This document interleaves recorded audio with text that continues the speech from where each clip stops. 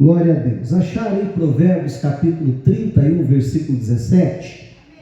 Então vamos lá. Então diz assim a palavra de Deus: princípios bíblicos para um casamento de sucesso. E diz assim: ela está sempre disposta e não foge do trabalho pesado. Ela sabe que o seu trabalho ajuda a sustentar a família e por isso trabalha até altas horas da noite. Com a agulha e a linha ela faz roupas e dá aos pobres e necessitados. Quando chega o inverno, ela não precisa se preocupar, porque já preparou roupas quentes para toda a família. Ela mesmo, melhor dizendo, faz as roupas de cama e mesa, os tapetes e as cortinas de sua casa. Seus vestidos também são feitos por ela com linho da melhor qualidade. Até aí tá bom para nós. Esses versículos aqui, esses 5 versículos que nós vamos estar falando deles um pouquinho hoje e extraindo, como temos feito nas últimas quartas-feiras. Cada quarta-feira a gente tem falado de 3 princípios bíblicos para termos um casamento de sucesso. Hoje não será diferente, nós vamos extrair aqui desse texto que a gente acabou de ler, mais 3 princípios bíblicos para termos um casamento bem sucedido. Pastor, mas a Bíblia aqui está falando da mulher, né, da mulher virtuosa. E aí eu tenho sempre explicado isso, você me perdoe quem tem acompanhado essa série, me perdoe ser repetitivo, mas é sempre necessária essa explicação. Quem escreveu esse texto aqui, Provérbios 31, foi o rei Lemuel. E ele escreve os provérbios que lhe ensinou a sua mãe. Basta você ler o versículo 1 de Provérbios 31. Então a mãe dele, ensinando para ele como ele deveria se portar, principalmente com relação à vida conjugal, ele diz: meu filho, ela diz, né? Meu filho, quando você for se casar, escolha uma mulher com essas qualidades. E aí vai falando. De tal forma, eu tenho sempre explicado isso aqui na igreja, que se fosse uma mãe ou ainda um pai aconselhando a filha, né, diria: minha filha, escolha um homem virtuoso, com essas e essas e essas qualidades. Então não são qualidades exclusivas da mulher, né? São qualidades que é necessário para termos um casamento de sucesso. Eu já tenho falado bastante disso, a gente pode voltar até lá no versículo 17. Eu tenho falado bastante disso aqui nessa série de mensagens falando sobre isso, sobre o trabalho, né? O trabalho duro, que se nós quisermos ter um casamento bem sucedido, vai requerer trabalho. Eu tenho até falado assim: não quer ter trabalho, não casa. É verdade, não é? Né? Não quer ter trabalho, não casa. Não quer ter trabalho, não tenha filhos, porque tudo isso requer trabalho, requer esforço da nossa parte. Agora, é claro, a pessoa achar um doido aí, uma doida, que esteja disposto a enfiar uma aliança no dedo e assinar um papel, né? A pessoa acha. E para ter um casamento, não precisa muito esforço. Verdade, não é? Só acha um doido, põe a aliança, assina lá o papel, pronto, estamos casados. Agora, se nós quisermos um casamento de acordo com aquilo que a palavra de Deus diz, se nós quisermos um casamento, a expressão que eu tenho usado aqui, de sucesso, isso vai requerer o nosso esforço. Então, o primeiro princípio para termos um casamento de sucesso está aqui no versículo 17, né? Diz assim: ela, e aí repito, né? Se fosse uma mãe aconselhando a filha, seria ele aqui, então é para ambos os dois. Ela sempre está disposta e não foge do trabalho duro. E aí a gente precisa se perguntar: será que nós estamos sempre dispostos para o nosso casamento? Para que haja uma melhora, para que, né, seja abençoado o nosso casamento? Será que nós estamos dispostos a arregaçar as mangas e fazer o trabalho pesado? Quem está me entendendo em nome de Jesus? Né? E claro que isso diz respeito a, como eu tenho falado aqui nas outras quartas-feiras até, a um trabalho sim braçal, a um esforço sim braçal, né? Toda uma organização da casa, de todo um trazer sustento para a sua família e assim por diante, tem todo um trabalho braçal, mas tem também um trabalho espiritual, que da mesma forma precisa se arregaçar as mangas, que da mesma forma precisa estar disposto a orar pela família, a orar pela casa, a aprender esses princípios bíblicos e mais do que isso, se colocar em prática esses princípios da palavra de Deus, que sempre é fácil? Não, pelo contrário, muitas vezes vai requerer de nós uma disposição ao trabalho, muitas vezes vai requerer de nós não fugir do trabalho pesado.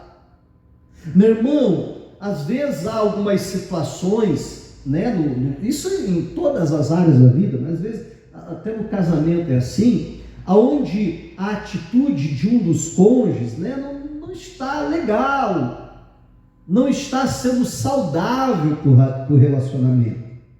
Às vezes vou dar um exemplo, às vezes o marido é até brincalhão e tal, e eu mesmo já passei por isso, e a minha esposa já conversou comigo sobre isso, né, que às vezes assim, né, dependendo do ambiente que você está, você vai fazer uma brincadeira e acaba fazendo uma brincadeira com a esposa, né, que dentro de casa é normal você fazer e a esposa não liga, mas às vezes dependendo da frente de quem que você faça, ela se sente incomodada, né, e às vezes ela precisa o quê? Chegar e falar, olha, esse tipo de atitude, não é verdade?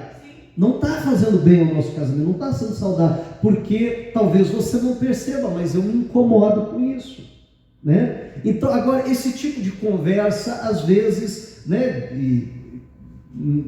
dessa forma, até não é nada muito exagerado, mas dependendo da conversa que você precisa ter com o seu cônjuge para apontar um determinado erro, algo que ele está fazendo, o que ela está fazendo, que não está sendo saudável ao relacionamento, às vezes vai ser uma conversa pesada. Sim ou não?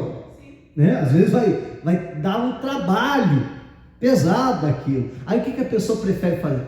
Não vou falar nada. Não é assim? Deixa isso para lá, eu não vou, eu sei que eu vou falar, que a pessoa não vai gostar, e aí até eu colocar o meu ponto de vista, até o outro entender, para a gente chegar num ponto comum aqui, numa coisa, não, isso dá muito trabalho, larga isso para lá. Eu vejo um comportamento errado dos meus filhos, eu preciso corrigir esse comportamento. Mas isso aí dá muito trabalho. Não, deve ser fácil, daqui a pouco passa, deixa isso para lá. E tem muita gente que se entende que vai fugindo desses trabalhos pesados, que vai fugindo de um confronto, mas que é necessário muitas vezes, que vai fugindo de ter que dar uma educação, que vai fugindo de ter que enfrentar determinadas situações, né? Muitas pessoas até se separam porque a pessoa diz, não, é mais fácil me separar do que eu ter que confrontar essas situações que não estão legais no casamento. Verdade, não é? E a pessoa prefere fugir do trabalho pesado. Só que se nós quisermos ter um casamento de sucesso, nós precisamos praticar esses dois princípios, estarmos dispostos e não fugir, né, dos trabalhos pesados. A Bíblia fala, Jesus, ele fala sobre a construção de uma casa. Eu acho que não poderia ter exemplo melhor para eu dar dentro disso do que a construção, a edificação de uma casa. E Jesus compara, né, com aquele que ouve a sua palavra e pratica, e aquele que ouve e não pratica. E aí ele fala de uma casa que foi construída sobre a terra, dependendo do evangelho que você lê, que foi relatado, sobre a areia, e outra que foi edificado sobre a rocha.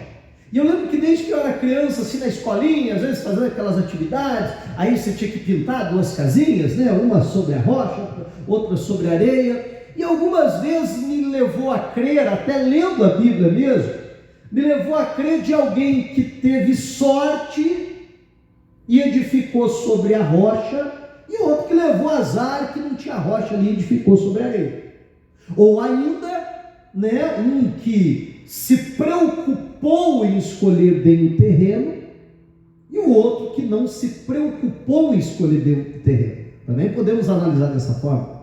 Mas lendo o livro de Lucas, né, aí me mostra, nos ensina, que na verdade não foi simplesmente a escolha do terreno. Você quer ver? Vamos para Lucas capítulo de número 6, versículo 48. A gente já volta lá para Provérbios, mas vamos rapidinho lá. Lucas capítulo 6, versículo 47, melhor dizendo. E aí, com a sua permissão, eu vou passar aqui para a tradução para corrigir. Lucas 6,47 diz assim: qualquer que vem a mim e ouve as minhas palavras e as observa, eu vos mostrarei a quem é semelhante. É semelhante ao homem que edificou uma casa. Olha só. E o que, gente? E cavou. Só isso? Não. E abriu bem fundo e pôs os alicerces sobre a rocha. E vindo a enchente, bateu com ímpeto a corrente naquela casa e não pôde abalar, porque estava fundada sobre a rocha. Mas o que ouve e não pratica é semelhante ao homem que edificou uma casa sobre a terra. Aí a Bíblia diz o quê? Sem alicerces, da qual bateu com ímpeto a corrente. E o quê? Logo caiu. E foi grande a ruína daquela casa. Misericórdia. Olha o que a Bíblia está dizendo. E foi grande a ruína daquela casa. Quando fala casa, eu gostaria que você não pensasse assim no telhadinho, tal. Pensa numa família. Amém? Porque geralmente quando a Bíblia fala casa, está se referindo à família. Foi grande a ruína daquela família. Por quê? Porque alguém não estava disposto, né? Lendo esse texto, me parece que uma casa poderia muito bem estar ao lado da outra. Porque um foi, e perceba que a rocha não estava para fora da terra, como geralmente a gente faz o desenho para a criança, né? Edificou sobre a rocha. Não, a rocha estava lá embaixo da terra. Tanto é que ele precisou cavar, ele precisou ir bem fundo, só que ele não parou de cavar enquanto não achou a rocha. No momento que ele achou a rocha, e obviamente aí não dava para cavar mais, então ele colocou os alicerces lá fincados, lá embaixo, na rocha. Amém? O outro olhou para o terreno, e rapaz, cavar. Eu fico imaginando ele olhando o outro trabalhando, né? Ih, rapaz, vai cavar. Mas deu fundo aí, quantos metros? Ih, rapaz, deu 5 metros aqui de profundidade. Você está inventando, tá? Mas só você entender. Ih, rapaz, tudo isso que você cavou? Ah, não, acho que não precisa disso não. Sai tacando os tijolos aqui na terra mesmo. Acho que esse negócio de alicerce, acho que não precisa fazer isso aí não. Agora eu pergunto para você, quem terminou antes, gente? Né? Quem ficou lá cavando até achar ou que só largou tijolo em cima da terra? Obviamente que esse aqui terminou a obra bem antes. Porque esse aqui tem muito mais trabalho. Não é verdade? Agora, meu irmão, o tempo mau veio para ambos. E daqui a pouco a gente já vai chegar nesse assunto. O tempo de adversidade, crise, o inverno, como esse texto diz, veio para ambos. O mesmo, diz a Bíblia, ocorre ao justo e ao ímpio. Tempestades, todo mundo passa da vida. A diferença é se nós estávamos dispostos a cavar ou se nós fugimos do trabalho pesado. Porque o que fez diferença dessa casa ficar de pé ou ir em ruínas foi a disposição para o trabalho. E não é diferente hoje. Princípio bíblico para o casamento de sucesso. Primeiro que a gente está fazendo hoje, a disposição, não fugir do trabalho pesado. Vamos voltar lá para onde a gente estava. Provérbios 31, agora versículo versículo, deixa eu ver aqui para eu não falar errado, versículo 18, né? Deixa eu só voltar para a Bíblia Viva, onde eu estava. 19, na verdade. Aí continua dizendo assim: com a agulha e a linha, ela faz roupas, dá aos pobres e necessitados. Vamos parar por aí. Logo em seguida ela diz que ela também faz roupa para casa, para toda a família. E interessante, ó, por último, a Bíblia diz que ela faz roupas para ela e que ela faz roupas de linhos da melhor qualidade. Anda bonitona, alinhada, né? Mas interessante que a Bíblia só registra que ela faz para ela por último. Diz que ela pega a agulha ali e vai fazendo, faz para os necessitados, faz para a sua família, vê se todo mundo tem cobertor, vê se está tudo em ordem, ok, beleza, agora deixa eu fazer também para mim. E aí, esse segundo princípio que eu quero destacar ao outro, eu vou chamar assim o princípio de a pessoa conseguir olhar a necessidade do outro. Porque vamos ser sinceros, é tão fácil a gente ver as nossas necessidades. Sim ou não? Sim. Né? A gente não precisa nem procurar muito para a gente conseguir enxergar as nossas necessidades. Mas como a gente tem dificuldade de se colocar no lugar do outro, de enxergar as necessidades do outro. E se nós quisermos ser bem-sucedidos no nosso casamento, nós vamos precisar, conseguir enxergar a necessidade do outro, se colocar no lugar do outro, sentir a dor do outro. Geralmente quando você atende casais que estão tendo problemas, que estão brigando e vêm para pedir ajuda, você identifica isso muito claro.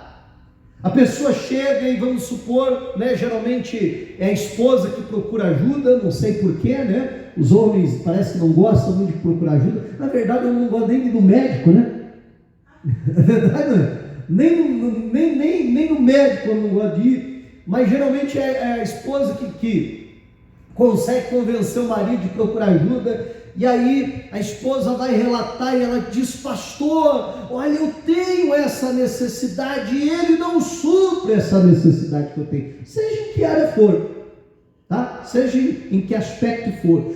Eu tenho uma necessidade emocional e ele não me atende, ele não conversa comigo, ele não me dá atenção, tal.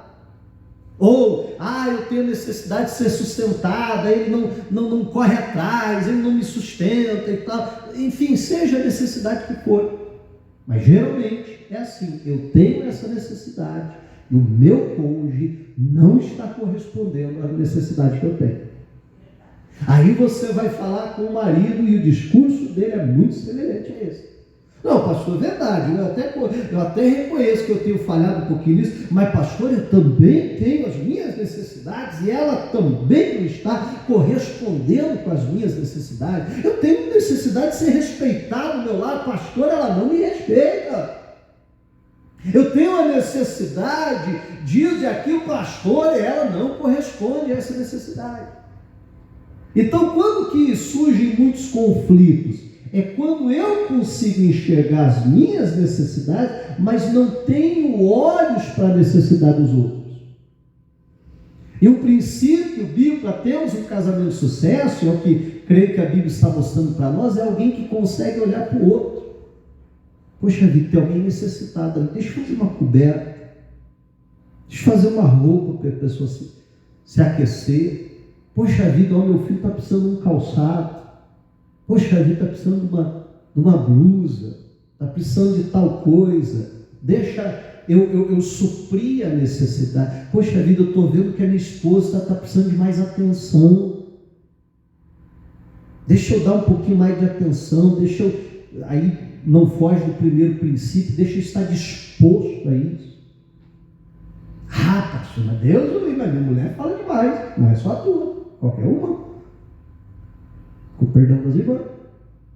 Ou não é? É comprovado que a mulher fala muito mais do que o homem. Pastor, mas minha mulher fala demais. Não, mas pois é, mas tem que aguentar. Verdade, não é? Porque a mulher tem necessidade de falar, ela tem que falar. Já viu quando ela não fala, Não é assim? Ela precisa falar. É uma necessidade que a mulher ela tem. E aí eu preciso ter olhos para identificar a necessidade do outro.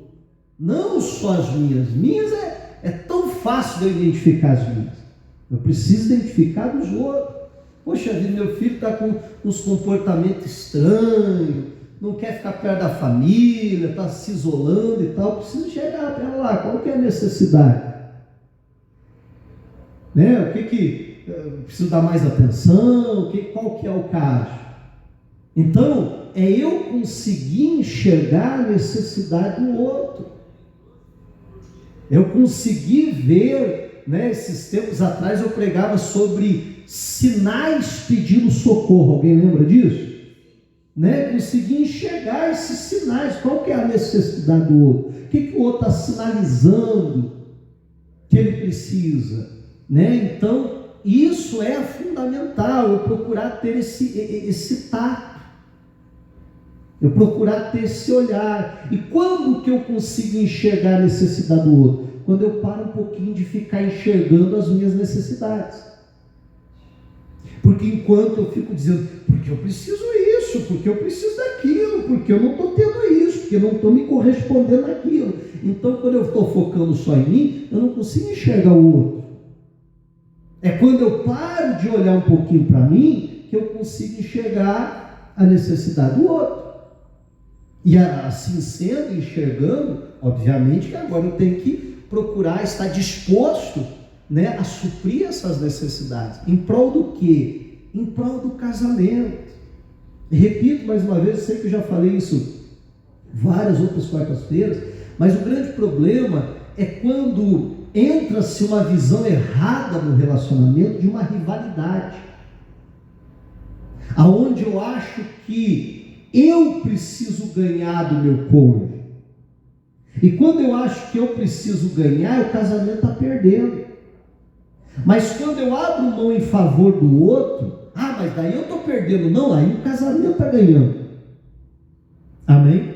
Quando eu paro um pouquinho de olhar para as minhas necessidades e de enumerar elas e de ficar dizendo que não faz isso por mim, que não faz isso por mim, quando eu começo a deixar de lado e começo a olhar a necessidade do outro e atender a necessidade do outro antes da minha, eu não estou perdendo, o casamento está ganhando. E se o casamento está ganhando, eu estou ganhando.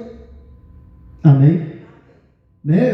O lucro ali é meu. Bom, e por último, senão a gente vai longe hoje, versículo 21 diz assim: quando chega o inverno, ela não precisa se preocupar, porque já preparou roupas quentes para toda a família. Meu irmão, que versículo fantástico esse.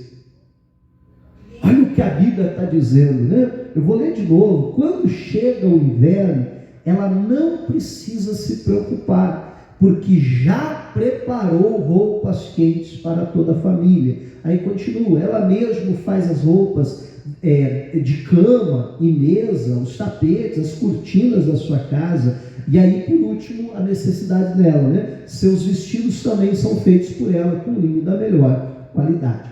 Olha só, né? Então, os invernos sempre vão vir.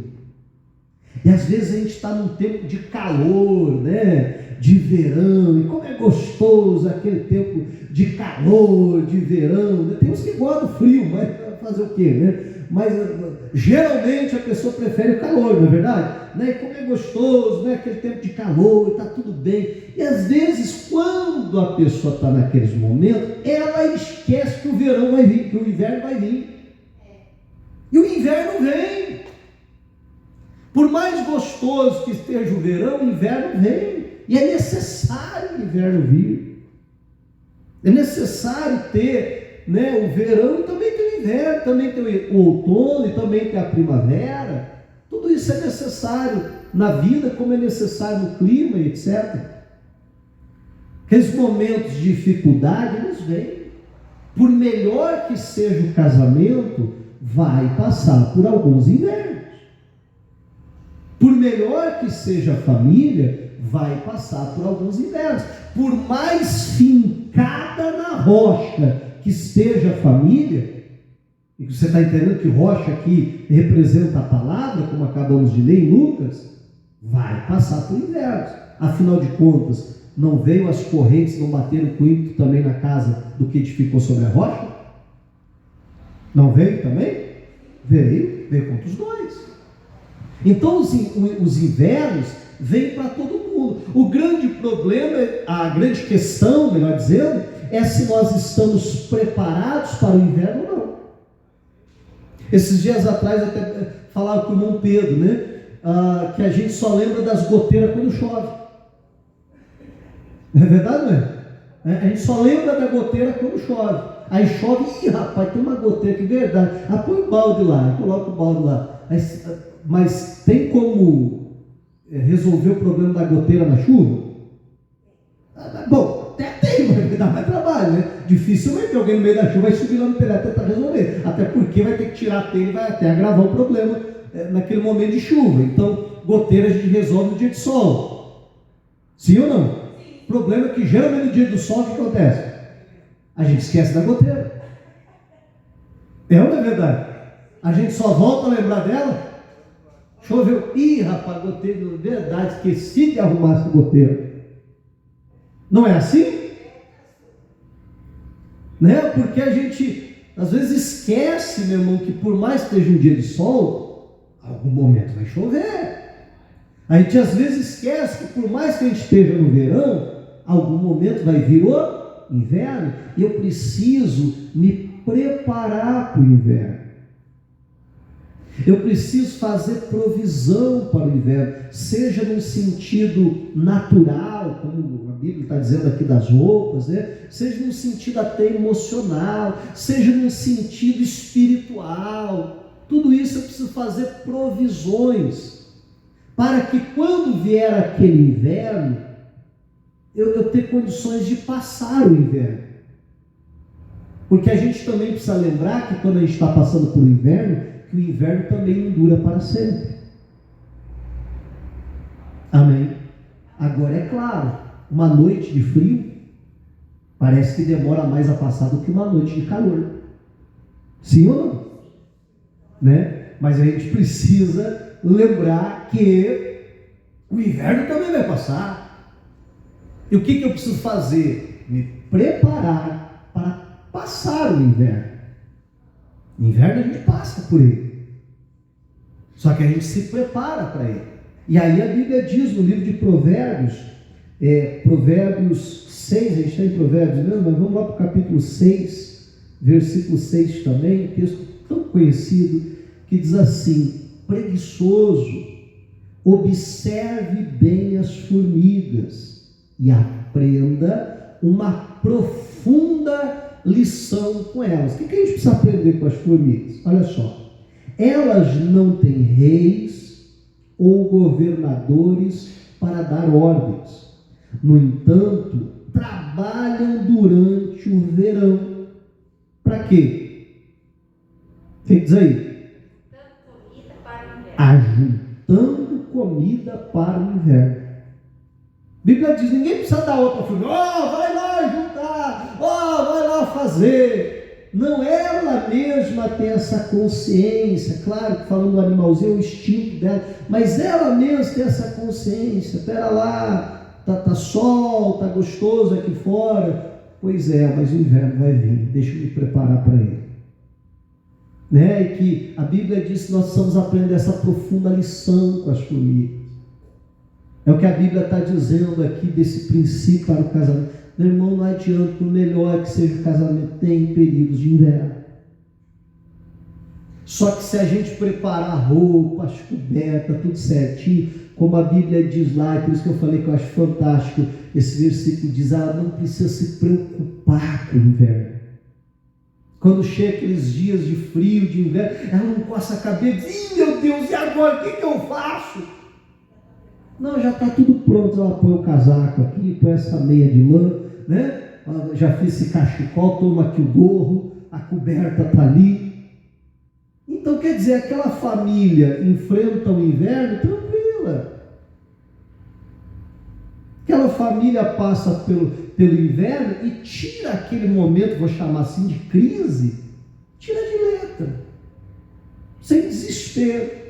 Agora, se eu deixo para pensar no inverno, quando o inverno chega, né? E agora, deixa, mas até fazer roupa, já passou muito frio, um já ficou resfriado, o outro já está capengando.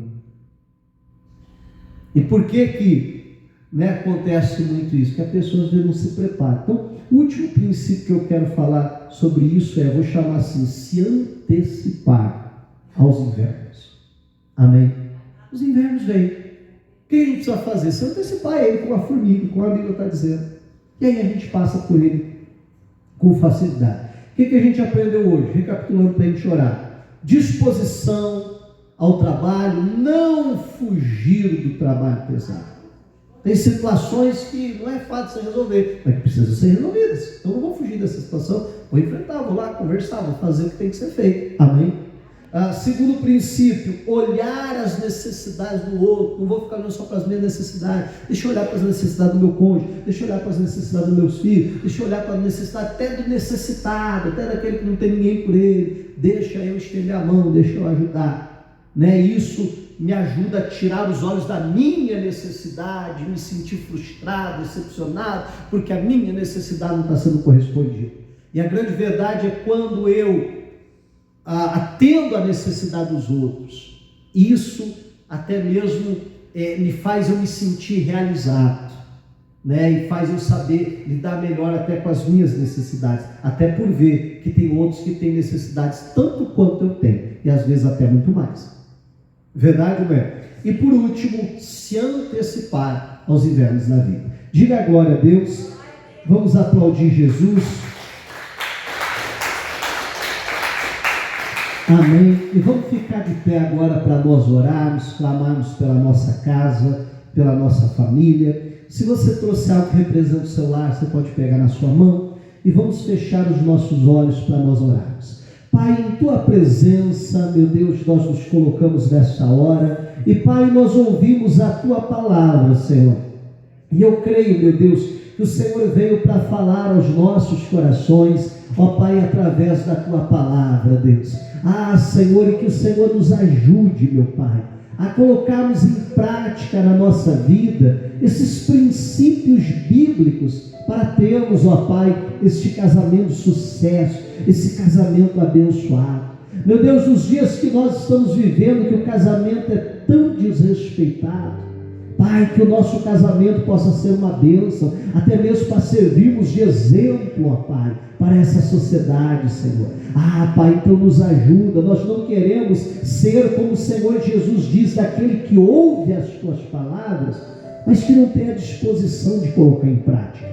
Nós queremos ser aqueles que dão ouvidos à Tua palavra e colocam em prática aquilo que o Senhor está ensinando, aquele que está disposto a cavar, abrir bem fundo, até encontrar rocha e colocar os alicerces ali sobre a rocha, Pai. E nós oramos em nome de Jesus Cristo, e nós levantamos a nossa voz, ó Pai, nesta hora, para clamar pela nossa família, para clamar, meu Deus, pelo nosso casamento, para clamar pela vida do filho, da filha, pela vida, meu Pai, da mãe, do irmão, de um sobrinho, de uma sobrinha, de um neto, ó Pai.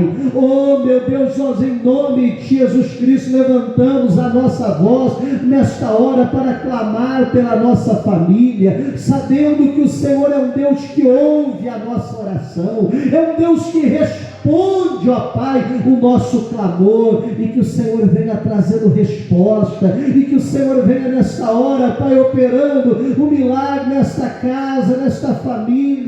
E meu Deus, nós oramos em nome de